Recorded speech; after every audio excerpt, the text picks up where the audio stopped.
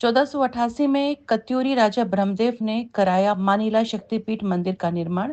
उत्तराखंड के सुंदर लोकेशन में बसे मानिला से हिमालय की सबसे बड़ी रेंज के दीदार होते हैं।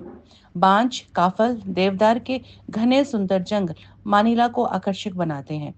मानिला शक्तिपीठ ट्रस्ट के संयोजक नंदन सिंह मनराल ने बताया कि अल्मोड़ा के कसार देवी की तरह मानिला में भी आध्यात्मिक चुंबकीय आकर्षण विद्यमान है। मानिला शक्तिपीठ आस्था के साथ अध्ययन और ध्यान के लिए मशहूर है। मनराल बताते हैं कि गरीब मेधावी विद्यार्थियों के लिए मंदिर परिसर में सुंदर सी लाइब्रेरी भी है। विद्यार्थियों के लिए प्रतियोगी परीक्षाओं की पुस्तकें मुफ्त उपलब्ध हैं। मंदिर परिसर में एक ध्यान केंद्र भी स्थापित है। 10 दिन के ध्यान शिविर में आम जन शामिल हो सकते हैं। इसके लिए मंदिर परिसर से इजाजत लेनी होती है। एक संग्रहालय भी मंदिर में स्थापित है। क्या होगा मानिला आने का रूट?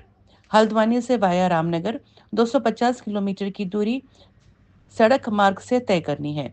बागेश्वर से बाया द्वाराहाट 120 किलोमीटर का सफर तय करना होगा। विश्राम हेतु यहाँ अच्छे होमस्टे और आरामदायक रिसोर्ट भी हैं। मानिला से विपिन जोशी की ये रिपोर्ट। गुरुजी, आपका शुभ नाम? नंदन सिंह मंडल। कुछ जानकारी बताएंगे ऐतिहासिक इस मंदिर के बारे में? ऐतिहासिक जानकारी, ये कदरी काल का मंदिर है जी।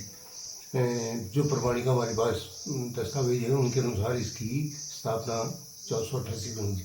जी। और तत्कालीन जो कतूरी राजा ब्रह्मदेव थे, उन्होंने इसकी स्थापना की। चंद राजाओं और इनके बीच में लड़ाई हुई थी कतूरी राजाओं में, तो चंद राजा भारी पड़ गए और उन्होंने केड़ाराव, बोराराव और आगे का इलाका जो था जहाँ पे कतूरियों का अपना राज्य था, वहाँ से ये नरसंहार करते हुए यहाँ विकासन पहुँच गए। और तब महाराजा ब्रह्मदेव थे यहाँ पे शासक लखनपुर में चौकटिया के पास। तो उन्होंने संधि का प्रस्ताव भेजा कि नियति जनता को न मारा जाए। अगर आपको राज्य चाहिए तो मैं राज्य दे देता हूँ, लेकिन मेरी जनता के साथ इस प्रकार की बर्बरता न की जाए।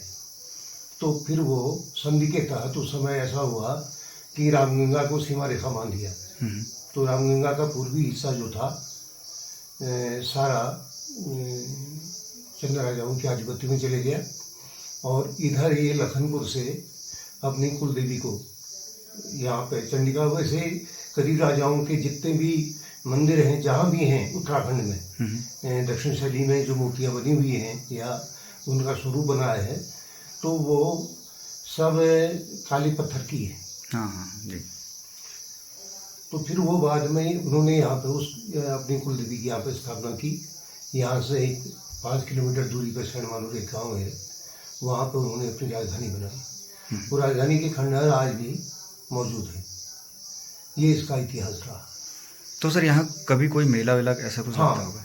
उन्होंने ही जब ये यहाँ पे अपना कुल देवी की स्थापना की होगी, तो उसी की स्मृति में यहाँ पे बैसाखी का ही मेला लगता है, शालदी मेले के नाम से। अच्छा जी।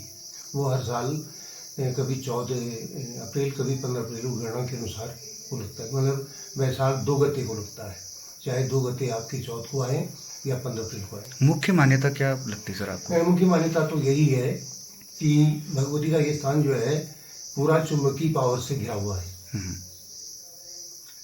यहाँ पे ये लगाइए आप कि मैग्नेटिक पावर का जो क्षेत्र है, ये पूरा क्षेत्र मैग्नेटिक पावर का है। इतनी बड़ी इसकी वो है, लेकिन अब ये चीज़ें तो केवल वही आवाज़ कर सकते हैं जो उस विषय में सिद्धस्त हो, जो आध्यात्मिक बना हुआ। बीच में फिर ये चंद राजाओं ने भी इसमें कोई वो नहीं किया। चंदू का राज्य रहा, फिर गोरखों का राज्य आया, अंग्रेजों का राज्य आया। तो यहाँ की स्थानीय जनता ने अपनी ये जो इसका मंदिर का स्वरूप था, बड़ा भव्य स्वरूप था, तो वो दैवी आपदाओं को बर्दाश्त नहीं कर पाया। बड़ा मंदिर होने की वजह से टूट फूट हो गई। और ये 2 मंदिर उसी उसमें आज भी पौराणिक मंदिर देखे होंगे, ये उसी काल के मंदिर है। तो फिर उन्होंने यहाँ पे सिटी जनता ने अपने हिसाब से अपनी क्षमता के अनुसार मंदिर का निर्माण किया, लेकिन वो मंदिर भी ज़्यादा समय तक वो नहीं रह पाया। तो 2009 में फिर हम लोगों ने इसमें प्रयास किया। फिर सिटी जनता ने प्रयास किया, समिति बनी, 1-2 साल समिति बनी, उसके बाद फिर ट्रस्ट बना। तो अब आप हम ये सारा मंदिर जो है हमारे महिला मंदिर प्रबंधन ट्रस्ट के नाम से जो ट्रस्ट बना है उसी के द्वारा संचालित होता है 2009 से। और यहाँ पे लोक देवताओं की जो उत्तराखंड के लोक देवता हैं, चाहे वो गढ़वाल के हों या कुमाऊं के हों, प्रमुख देवता जो है उनकी यहाँ से काले पत्थर की मूर्तियों की स्थापना की। फिर उड़ीसा से ये मूर्तियाँ बन करके आई। ये पीछे जो संग्रहालय बना है ये कब बना सर? ये 2014-15 में बना है। अच्छा।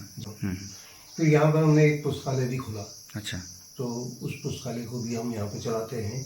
क्षेत्र के जो बच्चे मेधावी हैं, कंपटीशन फाइट करना चाहते हैं, तो उन बच्चों के लिए ये सारी पुस्तक सामग्री जो है सुलभ है यहाँ।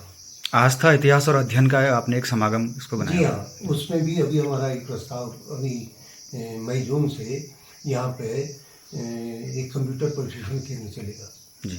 तो उसको में भी हम चाह रहे हैं कि निर्धन परिवारों के जो लोग हैं, जिनके टैलेंट तो है लेकिन आर्थिकी अच्छी नहीं है, तो उनको हम यहाँ से इसके लिए तैयार करें ताकि वो जहाँ भी जाएं। आज तो कंप्यूटर की जरूरत हर जगह पड़ेगी। जी बिल्कुल। तो अगर वो यहाँ से वेल क्वालिफाइड होकर के जाएंगे तो निश्चित रूप से अपना पेट भर सकते हैं। बिल्कुल। पलायन पे कुछ हद तक हम इस पे रोक भी लगा सकते हैं, क्योंकि मात्र पूजा करने से लक्ष्य प्राप्त नहीं होगा। जी। कर्म करना जरूरी होगा। अगर कर्म नहीं होगा, और कर्म भी एक सकारात्मक दिशा की ओर होना चाहिए, तो को मिलेगा।